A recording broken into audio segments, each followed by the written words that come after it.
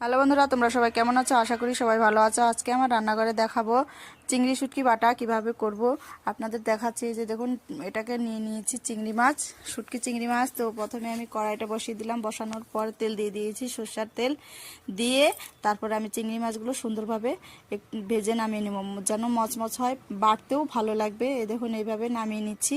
তারপরে দেখুন আবারও তেল দিয়ে দিব, সরষের তেল। এখানে দিয়ে দিব রসুন আর হচ্ছে শুকনো লঙ্কা, সুন্দর করে আমি ভেজে নামিয়ে নিব।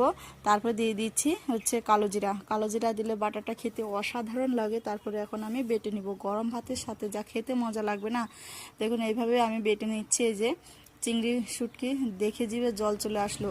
আপনারাও বাড়িতে এরকম ভিডিওটা দেখার পর রান্না করে নেবেন। তার বাটা হয়ে এসে তারপরে আমি দিয়ে দিব স্বাদ মতো লবণ দিয়েই এটা আমি বেটে সুন্দর করে নামিয়ে নিব। ভিডিওটা ভালো লাগলে অবশ্যই সাবস্ক্রাইব, লাইক, কমেন্ট করে আপনারা সবাই পাশে থাকবেন। ভিডিওটা দেখার জন্য অনেক